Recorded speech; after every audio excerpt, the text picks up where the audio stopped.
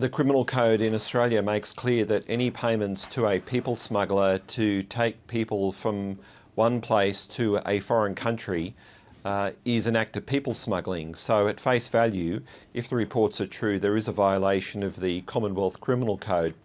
However, most importantly, the consent of the Commonwealth Attorney-General was required before any prosecution could occur under that provision of the Criminal Code. And Senator Brandis, the Attorney-General, when asked on this matter yesterday, replied by saying it's academic, suggesting to me that he'd considered the matter and had come to some view that there would be no prosecution. We'll leave the point of prosecution just to one side for a moment, just staying with the issue of whether laws have been broken. Does where it took place, does that matter? In whose waters? Would it have to be in Australian waters or just involving an Australian official? No, the provisions of the Commonwealth Criminal Code apply to Australian citizens or persons who are resident in Australia. But what if these people are security service personnel who seem to operate at a different level, if you like, and whose own employment contract seems to insulate them from such criminal action?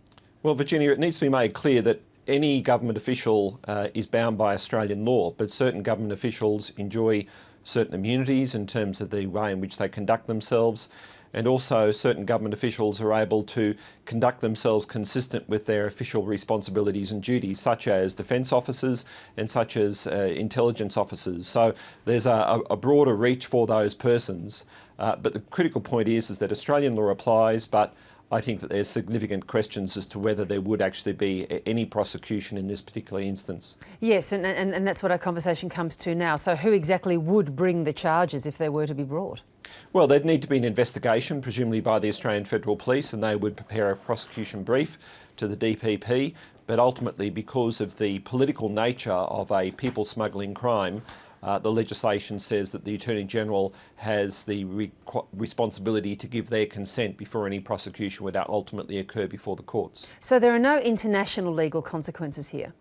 Oh no, that's not certainly the case. Australia, for example, is a party to the People Smuggling Protocol of 2000, to which Indonesia is also a party.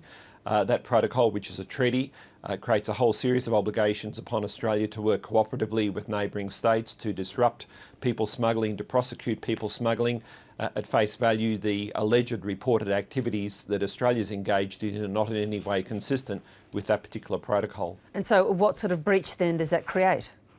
Well, it creates a breach whereby a country such as Indonesia could seek to challenge the legality of Australia's conduct. But whether Indonesia would go that far, I think, is also doubtful at the moment. We know that Indonesia's had significant concerns about various aspects of Operation Sovereign Borders, but to date has not sought to commence any legal action against those concerns. The UNHCR has been making concerned noises about this. What's that body's role here? Well, the UNHCR, of course, is always concerned about the plight of refugees and concerned about their well-being. Interestingly, and this is a point that does need to be noted here, the vessel was allegedly en route to New Zealand.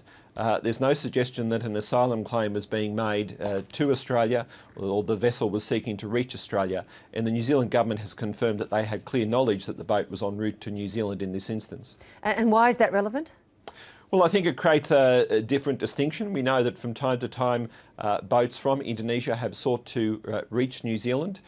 Whether the alleged payment was made in this particular instance because the boat was much more seaworthy, because it was more capable of reaching New Zealand, I can only speculate on that point, but I think it's a notable point of distinction from other cases that we're aware of. There's a strong implication now that Labor did it while in government as well, or at least they haven't denied that. What does that mean then in terms of potential crimes being committed over a period of time? Look, I can't comment on that because I'm not aware of the facts. What we do know, however, is that successive governments have sought to disrupt and deter people smugglers. Previous governments have certainly engaged in cooperative activities with the Indonesians to engage in those actions on the ground. In terms of these activities occurring on water, I have no knowledge of them, so I can't really comment.